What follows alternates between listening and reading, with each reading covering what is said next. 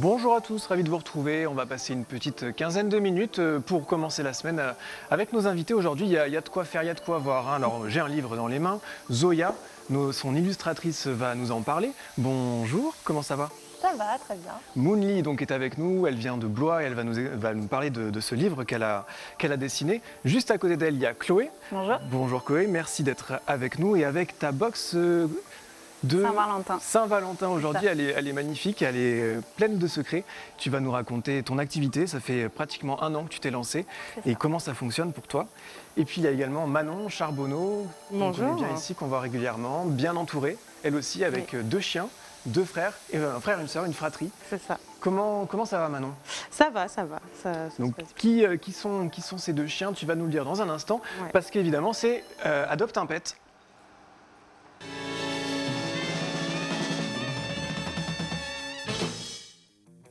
Donc il y a trois animaux à adopter ce soir, deux sur le plateau, un qui n'est pas ici. Je vais vous raconter son petit profil.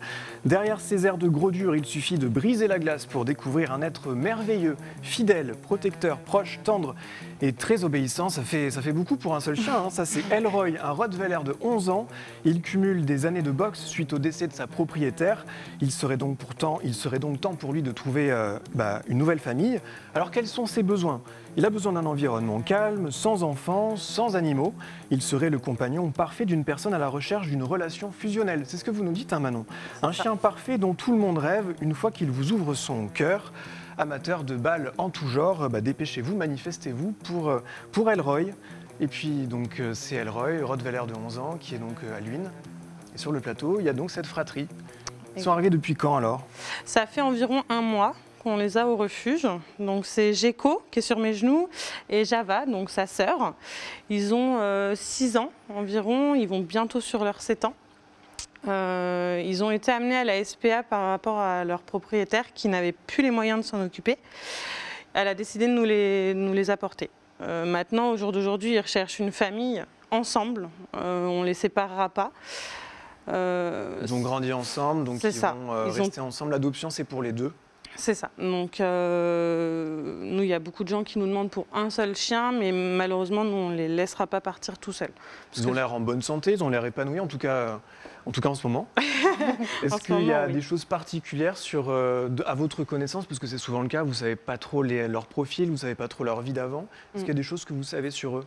Alors nous, on les a déjà testés avec les chiens.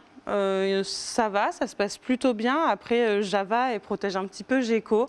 C'est juste un temps d'adaptation à avoir, mais ils peuvent très bien partir avec les chiens. Les chats, il ne va pas falloir que ça court de trop, parce qu'ils vont avoir tendance à s'entraîner tous les deux à aller courir derrière. D'accord. Une sorte de compétition. C'est ça. Bon, ça n'aura échappé à personne, ce sont des bulldogs français. Exactement. Est-ce que cette race, elle a quelque chose de particulier? Est-ce qu'elle est dure, je ne sais pas, à entretenir peut-être? Alors en fait, au niveau, facile à vivre? Ils sont très très faciles à vivre, plutôt calmes. Par contre, comme vous avez dit, c'est du bulldog et le bulldog, ça a quand même un peu de mal à respirer quand plus ça va vieillir, plus il va y avoir des soucis de respiration. Et ça, va falloir potentiellement avoir des frais derrière. C'est pas une obligation, mais il faut le prévoir quand même.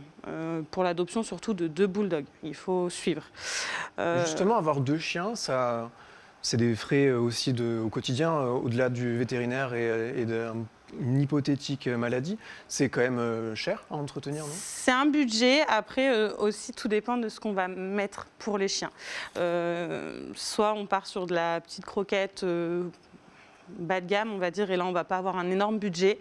Par contre, si on veut des bonnes croquettes, c'est sûr qu'il faut compter un bon budget. Ça reste du petit chien, donc ça va, ça ne mange pas énormément. Ouais. Mais c'est quand même un budget. Bon, merci Manon d'être venue avec ces 2 magnifiques chiens. On peut vous contacter sur le site de la SPA de Luynes, qui s'affiche en bas de l'écran. Merci beaucoup. On a le téléphone maintenant. Comment? On a le téléphone maintenant qui fonctionne. Ah, bon, voilà, vous savez, téléphone ou page internet. Merci à vous Manon. Merci. Et puis on va enchaîner, parce qu'on n'a pas tellement de temps, hein, c'est un petit quart d'heure avec vous Chloé. Vous êtes venue avec votre box, car vous êtes une pâtissière ambulante. C'est ça. Alors là, donc c'est la box de Saint-Valentin, on est dans le thème, on commence la semaine, là on va en manger toute la semaine de la Saint-Valentin. C'est sûr, on va en parler toute la semaine, partout. Mais vous faites plusieurs types de box, vous êtes mis à faire des box il y a un certain temps, depuis 6 mois à peu près? Depuis le deuxième confinement. Donc Depuis oui, le deuxième c'est ça, confinement, ouais, ça fait un peu moins 4 mois. Ouais. Et racontez-nous alors comment c'est arrivé. Bah, c'est ça, en fait, chaque semaine, il y a un thème différent. Donc j'ai commencé pâtisserie, box apéro, box viennoiserie.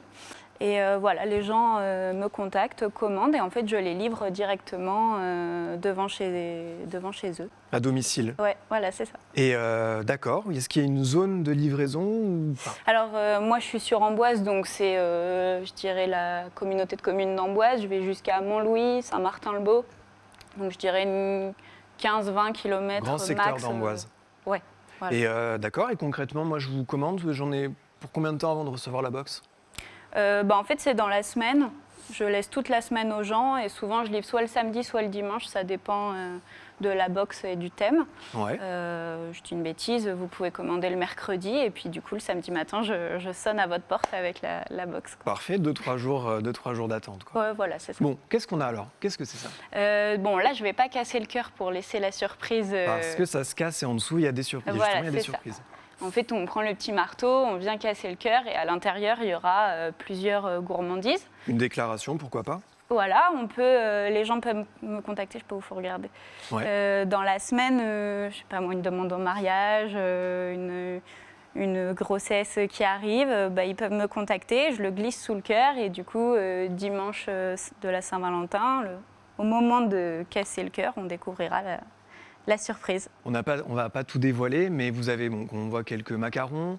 Qu'est-ce que vous avez prévu pour cette box-là? Effectivement, il y a des macarons que j'ai décorés moi-même au pinceau. Il y a des meringues, des petits chamallows, des chocolats qui viennent de Loche. Voilà, des petits biscuits à la vanille, un gros cookie à partager aussi. Et voilà. On n'en dit pas plus, c'est juste pour faire saliver. Voilà, il faut faire saliver. Chloé, vous avez commencé cette aventure en juin 2020. Oui, c'est ça. Comment elle est? Parce que vous étiez cuisinière vous pendant 5 ans. 8 ans. 8 ans. Et puis vous vous êtes mis à, vous avez toujours aimé la pâtisserie, vous êtes reformé autour de la pâtisserie il y a peu de temps. Comment elle est née cette aventure alors de la pâtisserie pour vous? Eh bien, en fait, comme vous avez dit, ça fait 8 ans. Enfin, j'ai été dans la cuisine pendant 8 ans et au fur et à mesure en fait, des années, je me suis vraiment découvert une vraie passion pour la pâtisserie.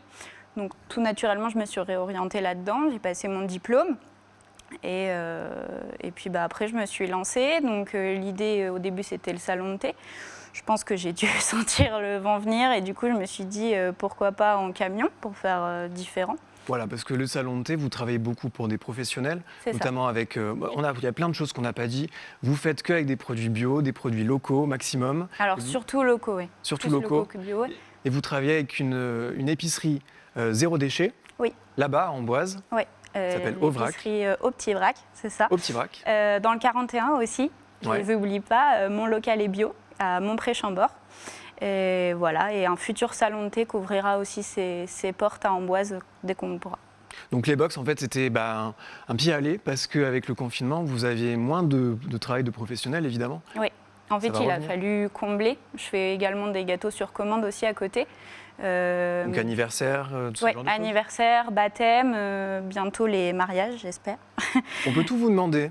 Oui, franchement, je m'adapte en fait à chaque demande. Voilà. Bon, votre entreprise, c'est Place des Délices sur les réseaux sociaux, Instagram et Facebook notamment, pour voir plein de photos. Dernière question, qu'est-ce que vous aimez, qu'est-ce qui vous anime dans votre métier? Je pense que ce qui me plaît le plus, c'est vraiment la rencontre des gens. Je ne fais pas des gâteaux pour faire des gâteaux. Il y a vraiment une émotion derrière. Moi, quand j'ai des photos des enfants avec les gâteaux d'anniversaire, ça m'anime. Et voilà. Ça m'ira très bien. Merci beaucoup. Merci On va enchaîner de suite avec la bamboche.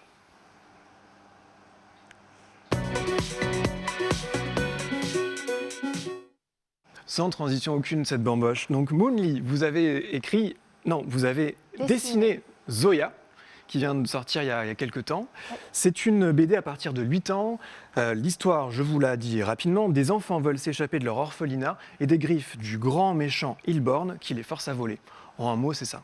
C'est un petit peu ça, oui. Ça part d'une histoire qui ressemble un peu à un Oliver Twist au départ. Il y a ce côté, dans un monde imaginaire, des enfants qui mendient dans la rue Et puis on découvre assez rapidement qu'il y a des éléments un peu fantastiques qui se greffent à ça, une créature qui vit dans les sous-sols de l'orphelinat. Le tout est baigné dans un univers steampunk. Un petit peu, oui, il y a un peu de steampunk. Il y a une sorcière avec des oiseaux mécaniques qui surveillent un petit peu tout ce qui se passe. Des caméras, une sorte de caméra. Exactement, avec donc les deux jeunes sœurs qu'on voit sur la couverture, donc, qui sont Miette et Pia.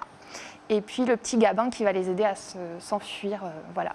Et oui, car Zoya, ce n'est pas l'héroïne comme on pourrait l'imaginer. Alors c'est qui cette Zoya? Est-ce qu'on peut en savoir plus, nous? Eh ben, je pense qu'il faut garder un peu la surprise pour ceux qui vont lire l'histoire. Mais en tout cas, oui, effectivement, il y a un personnage qui s'appelle Zoya et qu'on va découvrir. Relativement important. Très important et on être... espère qu'on pourra développer encore l'histoire dans la suite avec donc Pog qui est le scénariste, qui est un scénariste qui a fait pas mal d'autres bandes dessinées et donc on espère qu'il y aura une suite, si ça plaît en tout cas. Parce que là c'est le tome 1 que le grand cric me croque, exactement. Potentiellement une suite. Voilà, c'est ça. Donc chez Jungle, donc là le premier tome est sorti le 15 octobre, ce qui n'est pas forcément la meilleure période pour sortir un album, mais... Et ouais, comme souvent sur notre plateau, c'est vrai que les personnes qui viennent nous parler, malheureusement pour la culture, c'est pas évident en ce moment. Vous travaillez aussi à la Maison de la BD. Exactement, donc on essaie de faire vivre notamment les livres comme Zoya, mais d'autres livres. Et moi, je fais des ateliers à la Maison de la BD, donc là, notamment pendant les vacances de février. Ouais, on n'en est pas tout à fait là, mais dans 2 semaines, c'est les vacances de février. Ça va être vite arrivé. Et vous allez faire des ateliers de médiation grâce à votre livre. C'est ça, c'est-à-dire qu'autour de Zoya, on va faire un atelier en visio. Donc tous les matins, on va donner rendez-vous aux petits et aux grands sur le site de la Maison de la BD, donc maisondelabd.com, et puis la page Facebook. Et je dessinerai en direct pour apprendre des petites notions de comment créer un personnage, ses expressions, les décors, etc. Donc tout ça pendant une demi-heure le matin à 10h30. Et donc ça sera du 22 au 26. Pour les enfants qui sont en vacances, ça pourra leur plaire, les occuper un petit peu. Donc il y a toutes ces infos sur le site de la Maison de la BD. On revient rapidement à vous, à votre activité. Vous êtes aussi illustratrice avant d'être animatrice. Qu'est-ce qui vous plaît dans votre métier, dans la BD? Alors, moi, c'est comme beaucoup de dessinateurs. Je suis rentrée dedans quand j'étais toute petite. Je suis tombée dedans comme Obélix dans la marmite. Et donc, j'ai toujours dessiné. Et puis, j'ai fait des détours. Alors, je suis passée par Angoulême. J'ai fait des détours. Je me suis retrouvée à Blois, qui m'a donné un petit peu aussi des ailes par rapport à la Maison de la BD. Il y a plein d'auteurs qui se retrouvent là-bas, plein de contacts. Donc c'est vraiment une chance qu'on a d'avoir dans cette région un festival et une maison de la BD. Et puis voilà, moi ce qui me plaît c'est le dessin. Peut-être, j'espère en tout cas en faire d'autres projets avec d'autres personnes. Et voilà. Ça m'ira très bien. Merci beaucoup d'être venu nous présenter Zoya. On arrive déjà à la fin de l'émission, ça va très très vite en ce moment. Ouais. Merci à vous, à toi.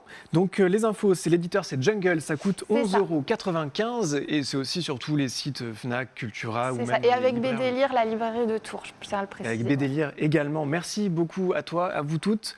Et je vous souhaite une excellente fin de journée, de soirée sur TV Tours. Et puis on se dit à demain pour un nouveau Mini Tilt.